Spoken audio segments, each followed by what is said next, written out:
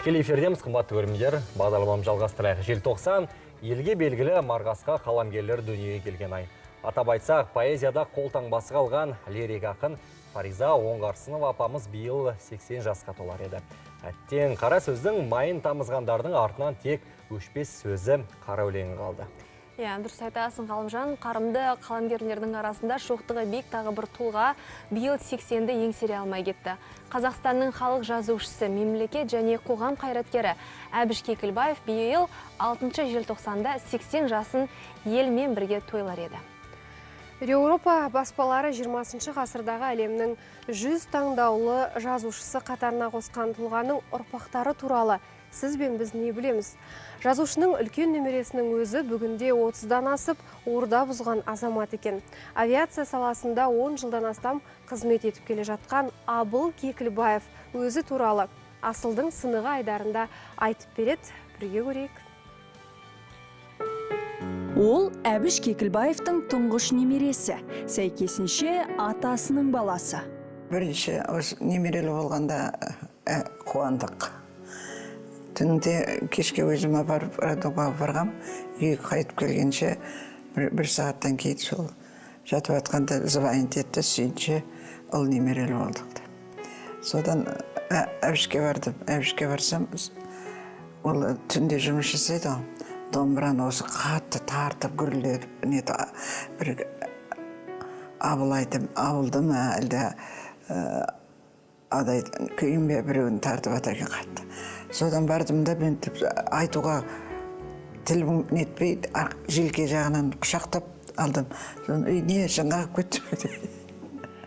Жазушы сүйікті немересін жанынан тастамады. Атасының маңызды сапарларында сенімді серігіне айналған Абыл өмірінің ең айтулы сәттерін атасының атын атамай есіне алмайды. 94 жылы Алматы қаласындағы аэропортына бірінші рет атамызбен бірге еріп барғанда, сол жерде Илюшин 96-шы самолетті көргеннен кейін, сол жерде сол бір ой қалыпты да Азаматтық авиация академиясына оқуға түстім. Аэронавигация ақпарат жүйесінде көп жұмыс істедім. Атасы қайда барса да қасынан тастамайтын.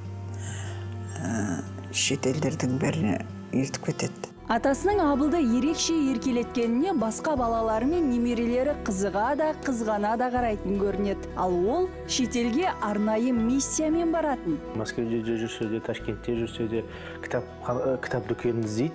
Кітап дүкеніне барып, сол жердегі кітаптарының бәріменен танысып, ішіндегі өзінің қызыққанын, өзіне керегін, деректері бар кітаптарды өзі жинап алып, сол жерде бір жәшік болсын, екі жәшік болсын, оған қарамай кітаптардың бәрін сатып алатын.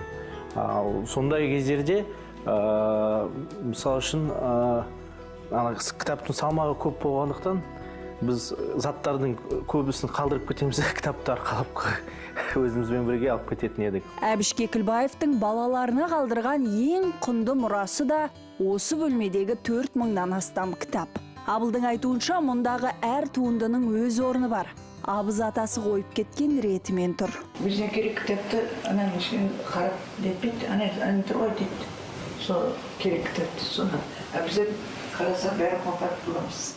Клара анамыздың өз жолдасы туралы естелігін осы шақта баяндап тұрғанын сіз де байқаған шығарсыз.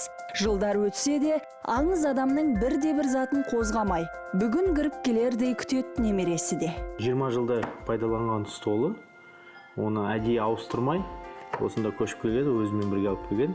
60 жылдығында салынған сурет, өзіңе осында отырғанда, өзіңе қарап отырғандай сезінеді. Мен атамды жақсы көремін. Жоқ, бұл Абылдың бала күнгі видеосы емес. Бұл Әбіш Кекілбаев қолына ұстап маңдайынан иіскеп кеткен шөбересі. Атасын нағыз бақытқа бөлеген жігіт.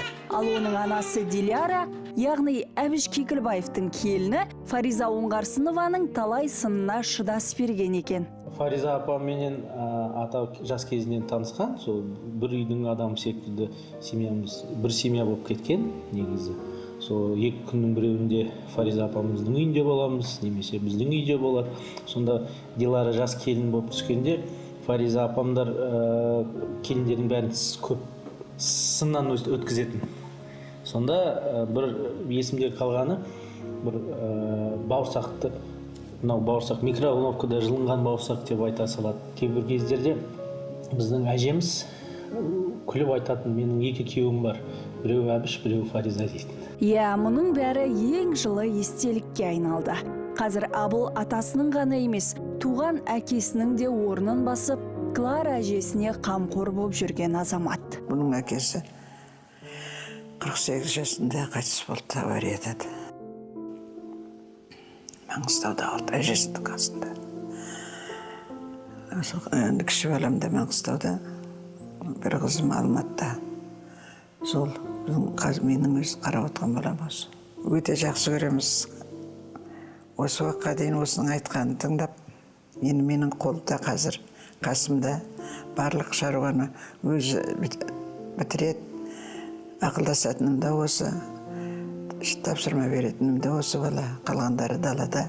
Күндіз түздегі жұмысын бітіріп, түнде қаламы мен қағазын қолға алатын атасының бойындағы күш қуат, ерік жігер Абылға да берілсе керек. Отбасын да, авиация саласындағы қызметін де, атасының шығармашылығына қатысты игі шараларды да өз жауапкершілігіне алған нағыз азамат.